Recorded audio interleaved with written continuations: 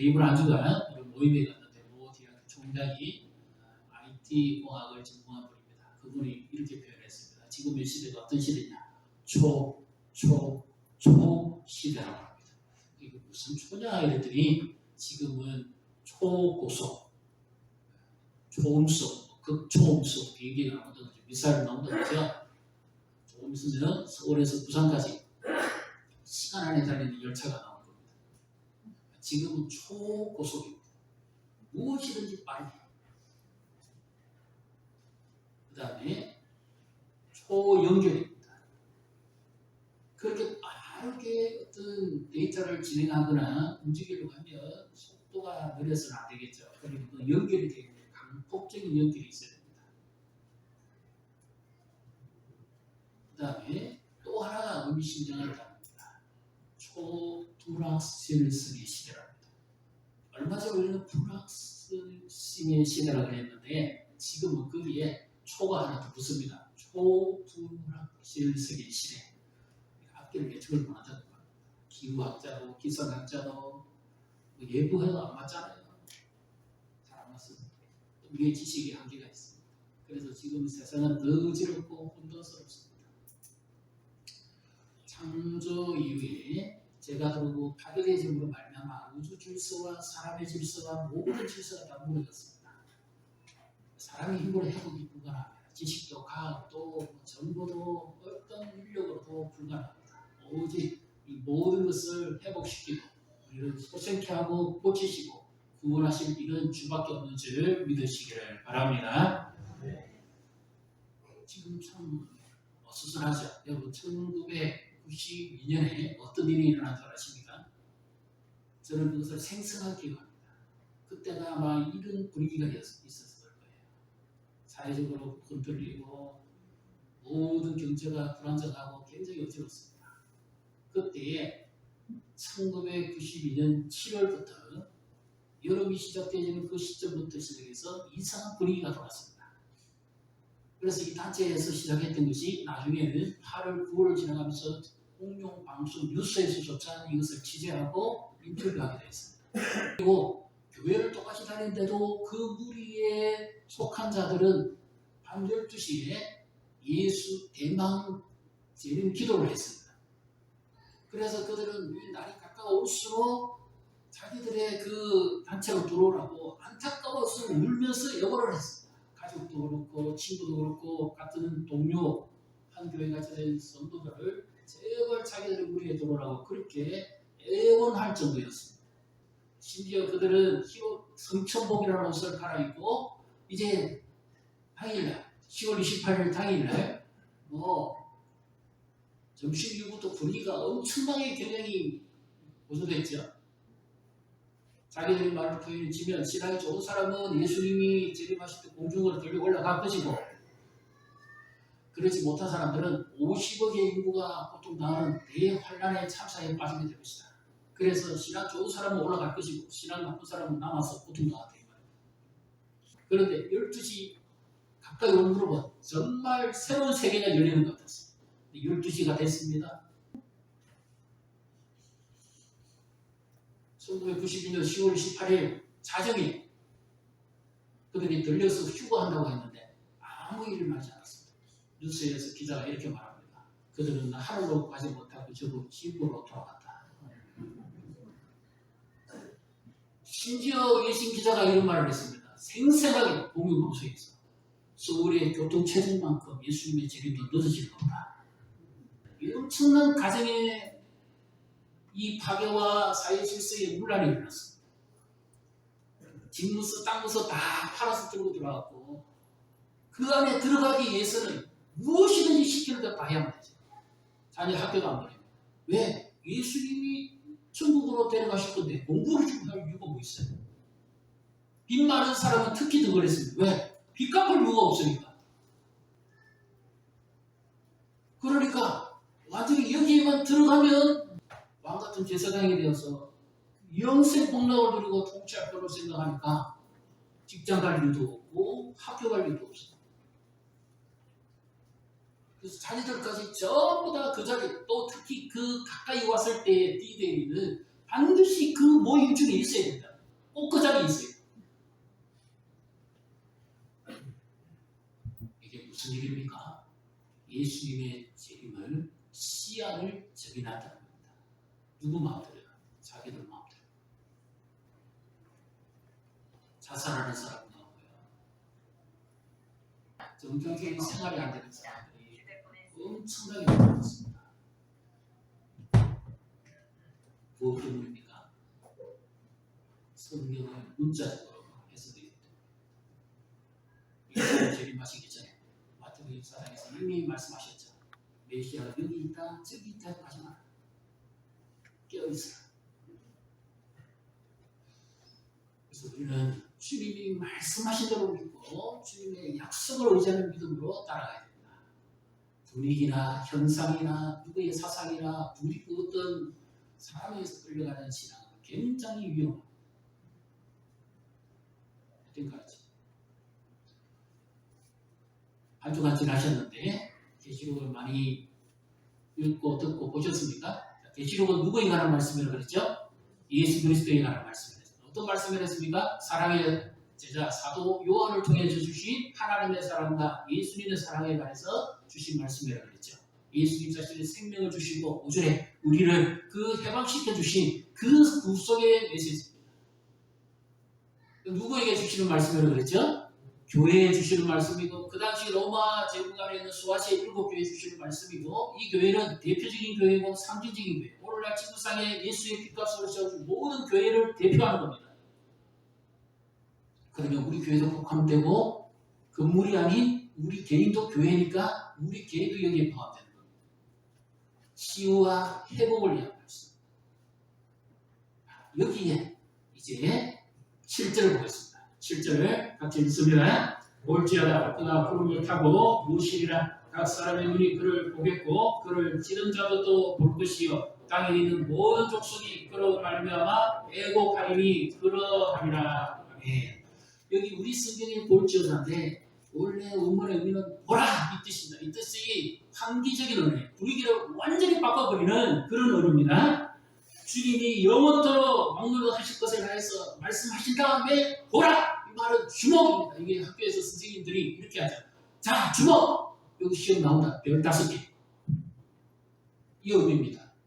그러니까 반드시 암기해라. 이거 수능 시험에 자주 나오는 문제다. 기말고사에 반드시 출제된다. 주목! 반드시 알아야 된다. 이런 의미로서 다시 보겠습니다. 그만큼 중요한지 아닌지 볼지어다. 그가 누구일까요? 그가 구름을 타고 오시리라. 각 사람의 눈이 그를 보겠고 그를 찌든 자도 볼 것이라. 사도 요한이 앞모습이 유대 중에 있는데 주일날 하늘을 열리고 성령의 감동으로 음성이 들렸습니다. 그 고독하고 두렵고 절망적인 또 특히 로마 황제를 헬라 숫자로 표기하면 666이 나옵니다. 가장 무서운 존재가 로마 황제였겠죠. 그런데 예수님께서 요한에게 하늘을 여시고 어떤 모습을 보여주었으면 요한이 그 두려움 속에서 기쁨을 누리고 주저앉음 속에서 소망을 가지고 살아갈 수 있을까요? 오늘 우리가 이 어려운 시대를 살아갑니다. 극초혼란의 시대를 살아갑니다. 경제, 인플레이션에다가 코로나, 강풍에다가 아무도 예측을 못합니다. 이 어려운 때를 살아가는데 우리가 어떤 모습의 주를 바라보면 힘을 얻고 용기를 얻을 수 있을까요? 주님은 우리에게 약속을 하셨죠. 그런데 어떤 모습일까요? 사도행전 1장 9절로 한번 가보겠습니다. 같이 읽습니다. 이 말씀을 마치시고 그들이 보는데 올려서 가시니 구름이 그를 가려 보이지 않게 하더라. 예수님이 성천하시는 모습이죠. 구름이 그를 가려서 보이지 않는다. 근데 오늘 본문을 잘 보십시오. 본문에 예수님이 구름을 타고 오십니까? 실제로 그가 구름을 타고 오실 것이다. 사람은 구름 타고 못하죠. 비행기를 타야 되죠. 예수님은 전능자이기 때문에 구름 타실 수 있습니다. 이것이 굉장히 어려운 용어입니다. 이스라엘 백성이 출애굽에서 광야에 나갔을 때 하나님께서 그들을 위해 그들을 앞서서 구름 기둥과 불 기둥으로 인도하시죠. 그리고 여호와의 그 성막 위에 하나님께서 구름으로 임재하시죠. 그래서 모세와 만나시죠. 하나님의 임재를 나타내죠. 여기 구름이라는 것은 우리가 보는 그런 구름이 아닙니다. 여기는 등단사가 하나 죽었습니다. 바로 그 구름입니다. 그럼 어떤 구름일까요? 하나님의 영광을 나타냅니다. 원문의 구름을 하면 그가 구름과 함께 오시리라 합니다. 이 말의 의미는 우리 식으로 재해석을 하면 그는 영광 중에 다시 오실 것이라는 뜻입니다. 그 영광은 어느 영광이고 어떤 자리인가? 다니엘서 7장 13절, 14절을 한번 찾아보겠습니다. 내가 또 밤 환상 중에 우리 인자 같은 이가 하늘 구름을 타고 와서 옛적부터 항상 계시니에게 나아가 그 앞으로 인도되매 그에게 권세와 영광과 나라를 주고 모든 백성과 나라들과 다른 언어를 말하는 모든 자들이 그를 섬기게 하였으니 그의 권세는 소멸되지 아니하는 영원한 권세요 그의 나라는 멸망하지 아니할 것입니다. 아멘. 맞습니다. 하늘이 열렸습니다. 그런데 인자 같은 이가 뭘 타고 오지요? 하늘 구름을 타고 와서는 어디로 갑니까? 누구에게로 갑니까? 예적부터 계신 이에게. 그럼 누구죠? 영원 전부터 영원까지 계신 그 아버지께 가는 겁니다. 그럼 이것은 어떤 의미일까요? 그 아버지께 가는 것은 예수님이 들리셔서 하늘로 올라가시는 거잖아요. 그와 같이 오시겠다고 그랬잖아요. 그리고 그가 하늘에 오르셨을 때에 각 족속과 나라와 모든 백성들이 그 앞에 무릎을 꿇고 그리고 그가 하늘과 땅의 모든 권세를 지으시고 통치하시고 다스리시는 왕이 되죠. 하나님과 동등된 자리에 앉으시잖아요.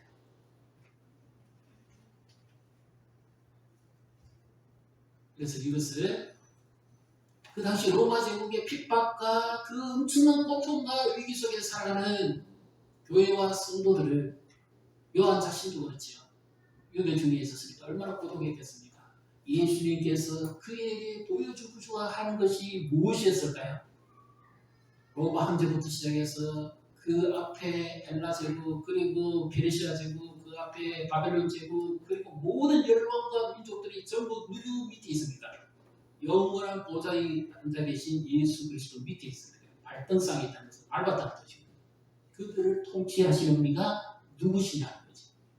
로마 황제가 시대의 주관자가 아니고 역사의 주권자가 아니고 바로 그 위에 영원한 보좌에 앉아 계신 그분이 진정한 인생의 주인이고 역사의 주관자고 우리의 구원자여 독지자이심을 믿으시기를 바랍니다. 그래서 우리도 오늘 이 시대에 누구를 바라봐야 됩니까? 지금의 시대 상황과 이 경제 상황과 이런 거 바라보고는 우리는 못 살아요. 우리가 바라봐야 될 대상은 오직 한 분이 세상의 권세자가 아니고 영원한 하늘 보좌 위에서 통치하시고 만국을 주장하시고 움직이시는 모든 이름들이 모든 문호들이 그 앞에 무릎을 꿇을 수밖에 없는 죽으실 뿐만 아니라 부활하시고 승천하셔서 영원한 보좌에 앉아 계신 바로 그 주님을 바라볼 때 우리가 믿음이 업이 되고 소망이 일어서게 되고 하나님의 은혜가 우리에게 충만하게 될 줄 믿으시기를 바랍니다. 그러면 여기는 성철입니다. 보좌에 앉아 계신 그분이 어떤 일을 하시는가 한번 보십시다. 스가랴 12장 10절 있습니다. 내가 다윗의 집과 예루살렘 주민에게 은총과 간구하는 심령을 부어주리니 그들이 그 지름바 그를 바라보고 그를 위하여 애통하기를 독자를 위하여 애통하듯 하며 그를 위하여 통곡하기를 장자를 위하여 통곡하듯 하리로다. 주님이 보좌에 계신데 은총과 간구하는 영을 부으시겠다 그러죠. 그래서 그들이 그 찌든 자를 바라보게 될 것입니다. 그리고 마치 출애굽에서 10가지 재앙 중에 마지막 장자 재앙, 아들을 잃어버린 그 의미와 그 아기의 슬픔을 표현하듯이 가슴이 찔리고 정말 그 상실감과 고통에 빠져있는 그 통곡과 같은 통곡을 하게 될 것이 어디 있는데요. 이 말씀을 한번 보십시다. 그러나 믿는 자에게 주시는 것이 어떤 것인지, 과연 누가 그를 찔렀느냐? 로마 군병이 찔렀느냐? 예수님 십자가 달릴 때 마지막 이미 운명하신 걸 기억하고 창으로 옆구리를 찔러서 심장 안에 있는 피와 물을 다 뽑아냈죠. 로마 군병이 찔렀을까요? 아니면 유대 대제사장이 우리가 찔렀을까요? 예수님은 과연 누가 찔렀을까요?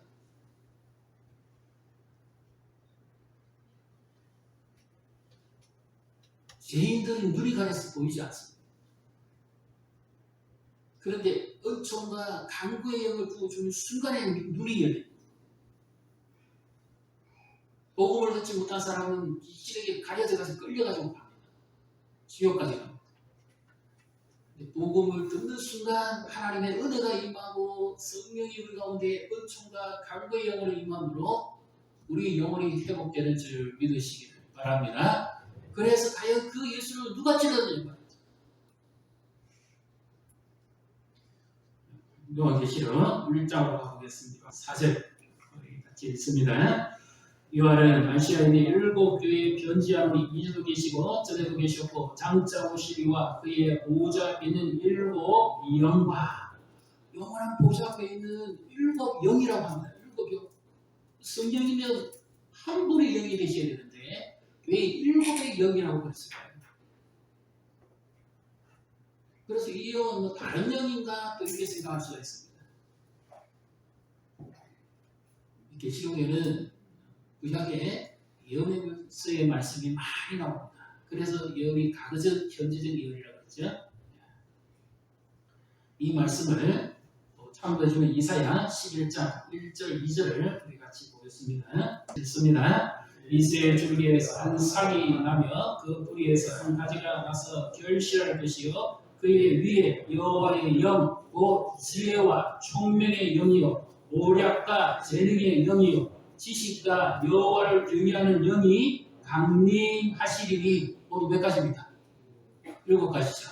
그래서 성령님을 7으로 나눴다는 게 아니고 성령이 임하심으로써 하시는 사역이 7가지로 나타난다는 거죠.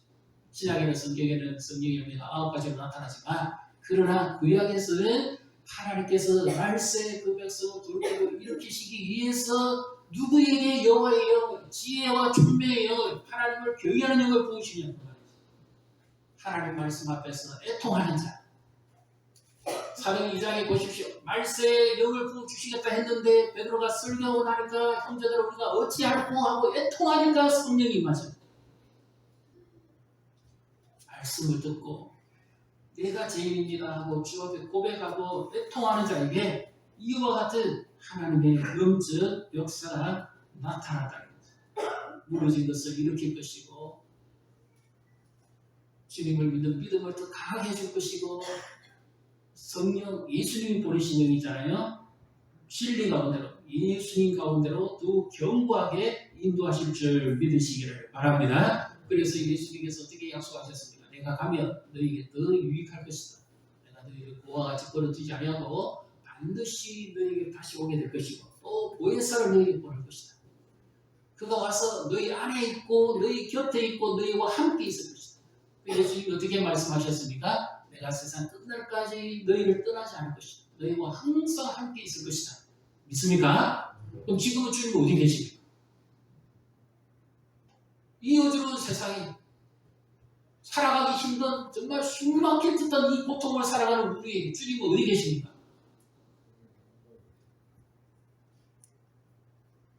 주님이 영원히 함께 하신다고 그랬잖아요. 그래서 지금 우리가 하나님의 약속을 붙잡아야 돼요. 그분의 속성이 뭔지를 분명히 우리가 알아야 믿음에서 지속적인 승리가 가능합니다. 보십시다. 계시록 1장 8절을 같이 읽습니다. 주 하나님이 이르시되 나는 알파와 오메가 이제도 있었고 전에도 있었고 장차 올 자요 전능한 자라 하시더라. 주님의 그 보좌에 앉아 계신 모습을 보여주고 그가 다시 오실 것을 약속하시면서 왜 8절을 구태여 이렇게 표현했을까요? 나는 알파와 오메가라. 우리가 요즘 코로나 걸리면서 헬라어를 하나씩 잘 배워갑니다. 델타균, 워선균 이쪽도 헬라어 표현이거든요. 헬라어의 첫 번째 표기가 알파입니다. 영어로 치면 알파벳 A이고 마지막 표기가 오메가입니다. 영어로 치면 Z죠. 그러면 주님께서 지금 이 말씀을 유배 중에 있는 요한에게 알려주시고 그것을 기록해서 일곱 교회에 보내라고 하시는 이유가 뭘까요? 그들은 듣겠습니다. 배교자들도 나오고 우리가 지난번 살펴본 대마를 보십시오. 처음에 예수님 따라가고 바울의 동역자에 따라 세상을 사랑하고 돌아가는 것, 경제적 혜택을 못 받습니다. 바로 그런 거였습니다. 주님은 속히 오시겠다고 그랬는데 2000년 동안 아직 안 오셨어요. 그래서 일부 어떤 단체에서 이렇게 말합니다. 야, 예수님 그러시다. 2000년 전에 오시는데 아직 안 오셨는데 어떻게 생각하십니까? 여기에 대해서 어떤 답을 내릴 수 있습니까?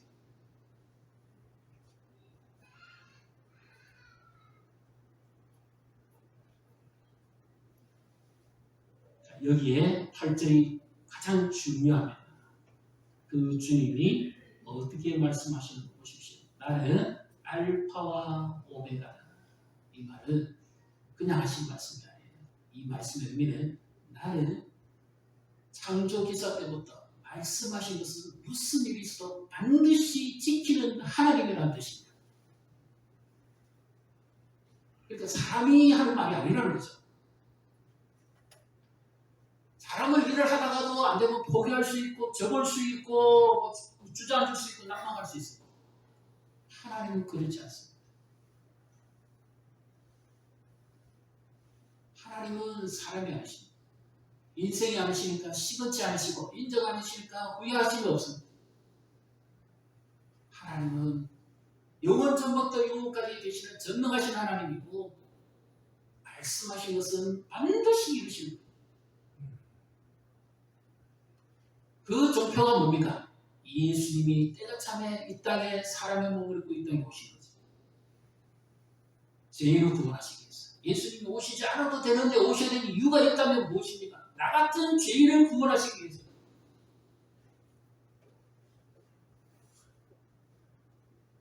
하나님 자녀 삼아주시기 위해서. 값으로 지불할 수 없는 예수의 생명을 객값을 내어주시고 나를 건져내시기 위해서 예수님이 이 땅에 오셨죠. 그리고 그 사랑을 하나님의 사랑을 우리에게 나타내 주시면서 하나님의 품에 안기게 해주셨죠. 그뿐만 아니라 교회를 세워주신 거죠. 복음을 전했습니다. 죽어가는 영혼을 살리고 혼돈된 이 세상을 우주를 회복시킬 수 있는 것은 인간의 과학이나 지식이 아닙니다. 오직 하나님께로부터만 가능한 거죠. 그래서 복음이 있는 게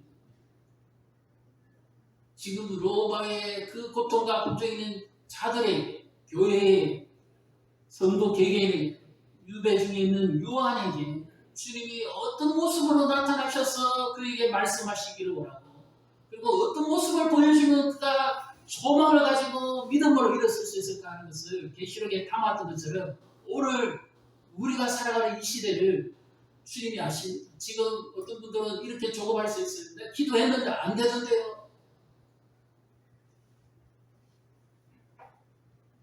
많이 낙심할 가능성이 많습니다.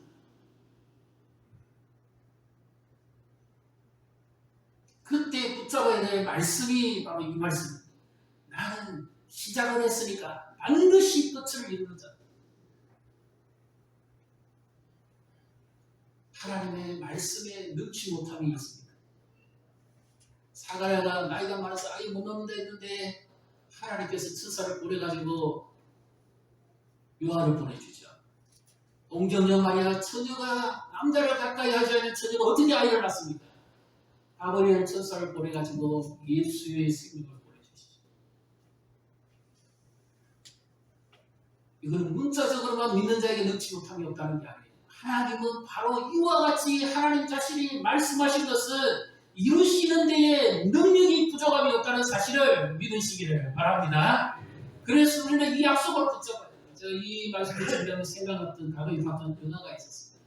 지금 우리 사랑하는 때를 주님이 아실까? 원망도 되고 막 불평도 일어나고 얼마나 힘듭니까? 주님이 과연 뭐 하시는지 모르겠다.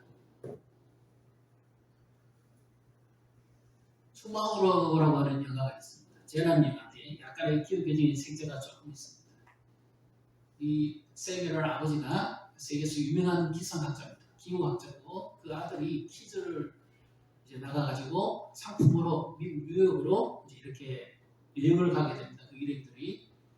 그런데 때에 아니게 그 좋은 날씨에 갑자기 북방풍에서부터 시작해서 태풍 두 개가 몰아치고 남쪽에서도 태풍이 치고 올라와가지고 지구가 거의 막 쪼개질 판이에요.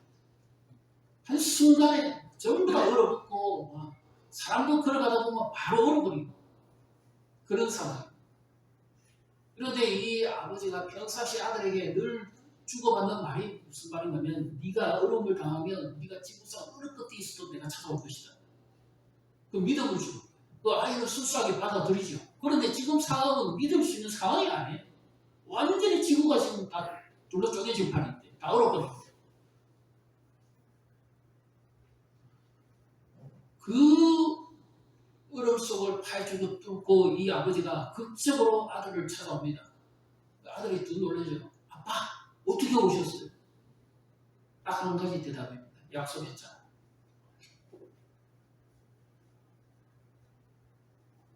주님이 지금 우리에게 하시는 말씀입니다. 약속했잖아. 네가 세상 어디에 있어? 땅 끝에 있어. 내가 찾아오고 있어. 주님이 계속 우리에게 찾아오시면서 만나주시는 방법이 있죠. 영원한 마지막 재림의 종말 전에 주님이 우리에게 계속 이와 같은 방법으로 오실 것에 관해서 말씀을 하십니다. 자, 보십시오. 10절, 11절을 같이 읽습니다. 주의 날에 내가 성령에 감동되어 내 귀에서 나는 나팔 소리 같은 큰 음성을 들으니 이르되 내가 본 것을 두루마리에 서서 에베소, 서머나, 버가모, 두아디라, 사데, 빌라델비아, 라오디게아 등 7 교회에 보내라 하시기로. 언제입니까? 주의 날입니다. 일요일은 노는 날이에요. 쉬는 날, 여행 가는 날, 일 안 하는 날, 잠자는 날. 주일은 무슨 날입니까? 예배하는 날. 로즈스 데이. 주를 찾고 예배하는 날. 우리는 지금 뭐 하고 있습니까? 예배하고 있지. 주님이 약속하셨죠. 내가 반드시 다시 오겠다. 그것을 우리에게 계속 확신시켜 주시는 것이 뭡니까? 예배입니다. 예배 시간에 주님이 찾아오시잖아요. 유배지에 있는 요한에게도 찾아오셨잖아요.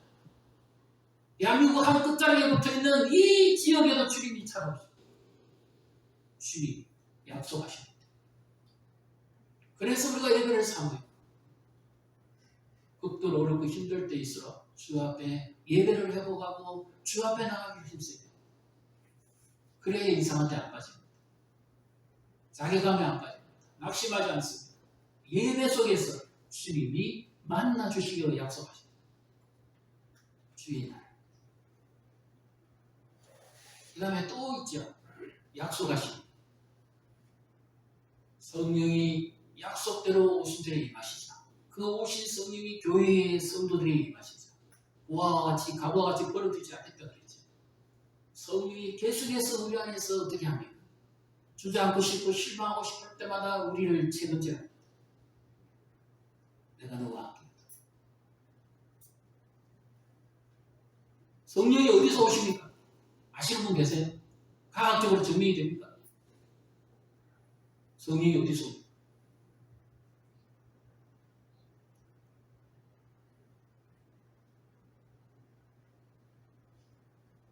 분명히 성령에 감동되어서 이 말씀이 들렸습니다. 기록이 됐습니다. 성령이 지금 어디서 옵니까? 우리가 말씀을 묵상하고 말씀을 듣고 말씀을 전하고 기도하고 집회하고 부흥하고 하면 분명히 예배드리기 전에는 맹숭맹숭하고 기도하기 전에는 정말로 답답하고 힘듭니다. 그런데 주를 찾고 만나고 예배하고 찬송하고 기도하고 있으면 왠지 모르게 마음이 편안해지면서 분명히 들어오기 전과 나갈 때가 다릅니다. 은혜와 평강이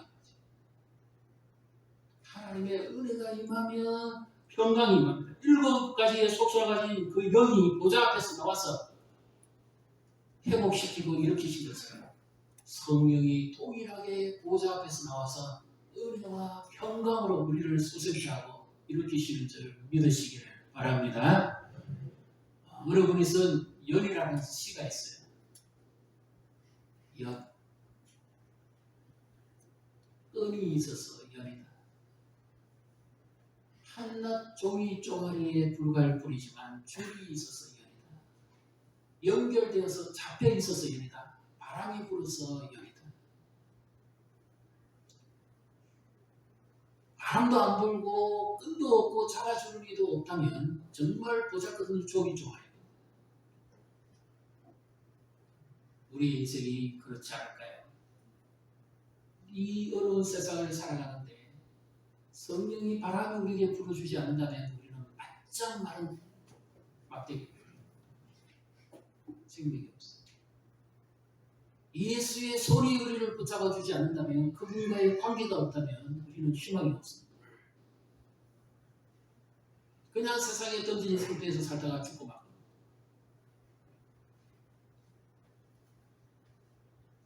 그분의 끈이 없다면 우리는 어떻게 마지막을 맞이하겠습니까? 주님은 지금도 우리와 관계를 맺고 계시고 아버지와 자녀의 이 교제 속에서 우리를 인도해 가고 계시고 그 사랑의 끈을 우리를 붙잡고 계시고 성령의 바람으로 우리를 이루어 가십니다. 우리 조금 이따 찬양할 내용입니다. 일본의 목사님이 작사 작곡을 했다는데요.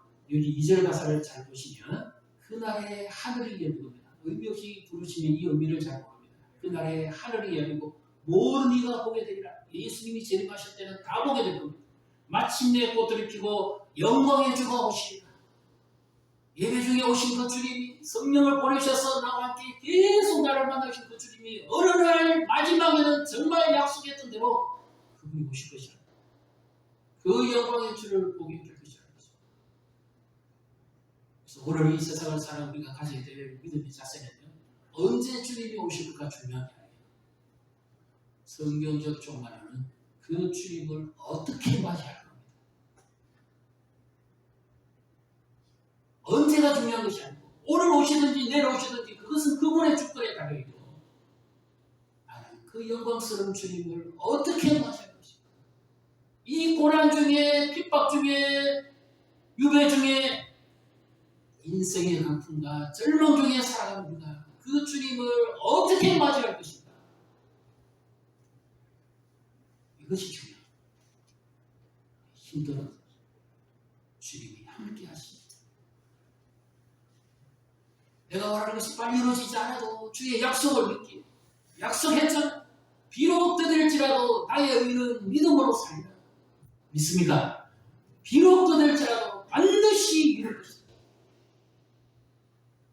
이 유라굴라 강풍 같은 이 어려움을 헤쳐나가신 것은 주의 약속을 붙잡고 내 욕망을 채우면 파산하는 겁니다. 믿음으로 주입니다. 독일이 때로는 힘들어도 눈물 골짜기 지나갑니다. 여러분 어떤 골짜기가 있습니까? 자녀에 대한 아픔의 골짜기 있을 것이고, 질병에 대한 풍파가 있을 것이고, 가정에 대한 예기치 못한 거친 바람이 불어오는 가정도 있을 겁니다. 그러나 지나갑니다. 주님의 손에 잡히면 우리는 주님이 약속하신 은혜로 새로운 날을 맞이하게 될 것입니다. 이것은 현실적 도피가 아닙니다. 인내하고 믿음으로 기다리는 자예요. 저는 반드시 약속하신 대로 우리를 인도하시고 회복시킬 줄 믿으시기를 주님의 이름으로 축복합니다.